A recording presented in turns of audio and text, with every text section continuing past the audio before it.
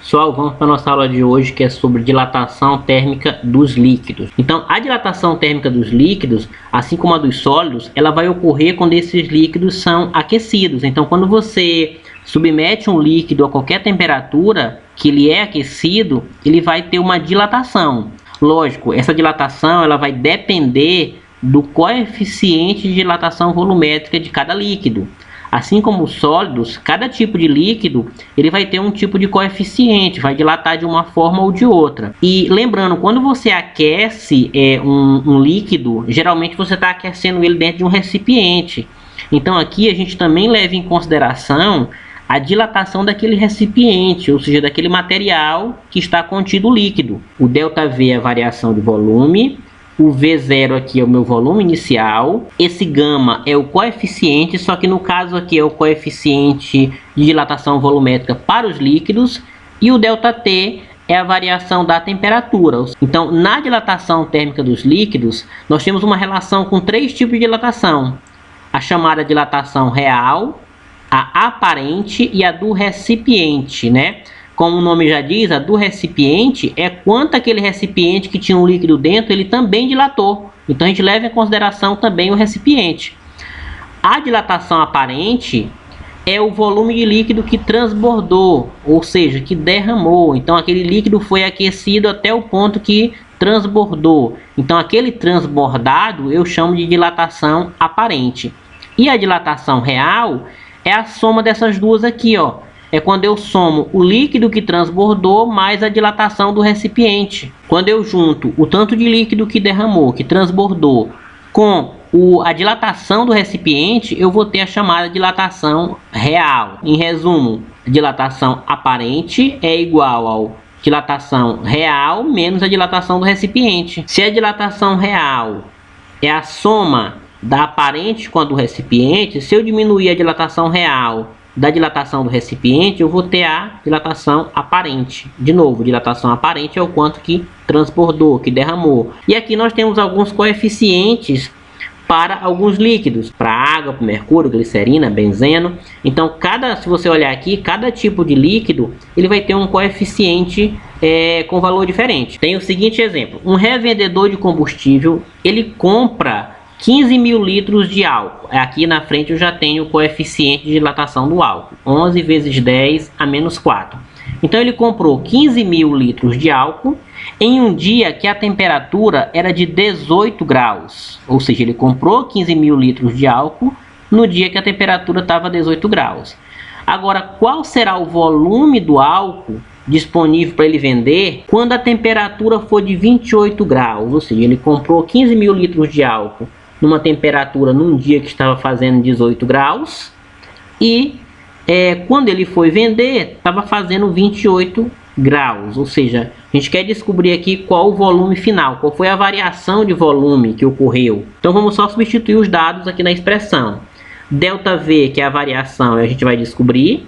O volume inicial é os 15 mil litros que ele adquiriu. O coeficiente de dilatação volumétrica para o álcool é esse aqui, 11 vezes 10 a menos 4. E a variação da temperatura, bom, qual é a temperatura final? A temperatura final foi a temperatura que chegou aos 28 graus. E qual era a inicial que ele comprou o álcool? 18. Então você vai fazer 28 menos 18 dá 10. Então, houve uma variação de temperatura de 10 graus. Substituindo essas informações aqui na expressão, nós vamos ter o seguinte: ΔV repete, o volume inicial é os 15 mil litros, vezes qual é o coeficiente do álcool de dilatação? 11 vezes 10 a menos 4. E vezes qual foi a variação de temperatura? A variação de temperatura foi de 10 graus. Então, você bota aqui 10 graus. E agora você faz uma multiplicação, pode fazer direto na calculadora, 15 mil vezes 11 e vezes 10. Deixa só a base 10 no final para você deslocar as casas. Então quando você multiplica 15 mil vezes 11 e vezes 10, você vai encontrar esse número aqui gigante. Olha só, 1.650.000. Aí você adiciona vezes 10 a menos 4. Então não esquece, multiplica as partes inteiras, 15 mil vezes 11 vezes 10, coloca todo o valor que deu e adiciona a base 10, que é 10 a menos 4. E agora é só você deslocar. Como o número é negativo, você vai deslocar para a esquerda. Quantas casas? Menos 4 casas. Então você vai contar daqui, ó. 1, 2, 3, 4. A vírgula vai ficar aqui, ó, 165. Então, quando você desloca, não precisa mais colocar a base 10 e elimina os zeros. Então, deslocou 1, 2, 3, 4, ó, 4 casas. Sobrou aqui número 165. Como eu estou trabalhando aqui com a unidade de litros, então 165 litros. Esses 165 litros aqui foi a variação. Isso quer dizer o quê? Que desses 15 mil litros de álcool que ele comprou, aumentou quanto? Quando houve variação de temperatura? 165 litros.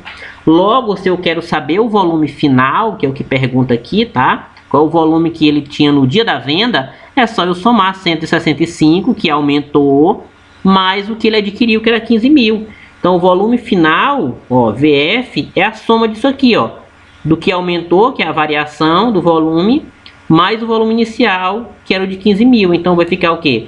165 mais 15 mil, que dá 15.165 litros. Bom, vamos para o segundo exemplo, né? Eu tenho aqui a seguinte situação. Um líquido cujo coeficiente de dilatação é 20 vezes 10 a menos 4, a 0 graus Celsius, ele preenche completamente um frasco cuja capacidade é 1000 ml. Se o material com que o frasco é fabricado tem um coeficiente de dilatação volumétrica de 60 vezes 10 a menos 6, qual é o volume do líquido que transborda quando o conjunto é aquecido a 50 graus Celsius? O que é esse conjunto? O conjunto é o frasco com o líquido dentro, tá? Então, quando você diz o conjunto, eu estou aquecendo tanto o frasco quanto o líquido. Ou seja, vai ter uma dilatação aí, tanto do líquido quanto do frasco. Eu quero descobrir o quanto transbordou, eu quero descobrir a dilatação aparente. Então, nós temos que fazer dois cálculos aqui.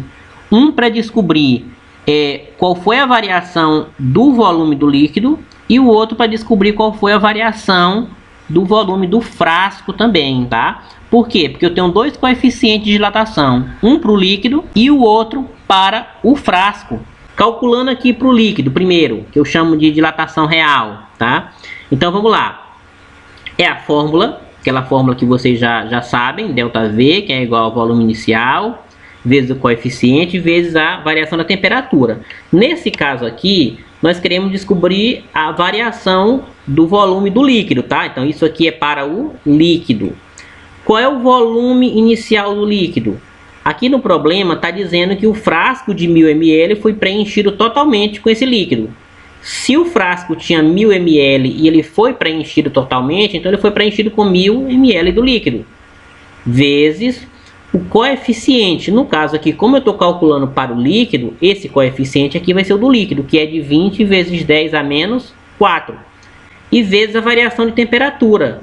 Ora, a temperatura inicial era 0 e a final foi 50. Ou seja, o líquido estava a 0 graus, foi aquecido até 50. 50, que é a final, menos 0, que é a inicial, dá 50. Então, a variação da temperatura aqui é 50. E agora eu vou fazer o que? Multiplicar 1000 vezes 20 e vezes 50, que nem no exemplo anterior. E só repetir a base 10. Quando eu multiplico 1000 vezes 20 vezes 50, dá esse número aqui, ó, dá 1 milhão. Aí eu só adiciono vezes 10 a menos 4. Então, o que eu tenho que fazer? A gente aprendeu no exemplo anterior. Eu tenho que deslocar quantas casas e para onde? Eu tenho que deslocar, ó, menos 4 para a esquerda, menos 4 casas. Então, 1, 2, 3, 4. A vírgula fica aqui, ó. Então, eu apago esses zeros para cá, que foram deslocados, e deixo aqui até onde foi a vírgula. No caso, 100. Como eu estou lidando aqui com a unidade de ml, 100 ml. Então, eu já sei o quê? Que o líquido, ele aumentou 100 ml. Então, vamos calcular para o recipiente o quanto o recipiente dilatou. Então, a mesma fórmula que vocês vão usar, tá? Só muda porque agora aqui o cálculo é para o recipiente.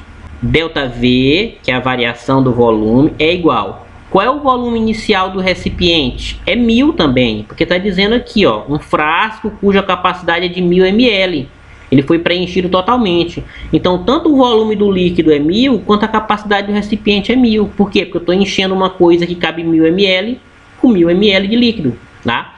Então, o volume inicial do recipiente também é 1000.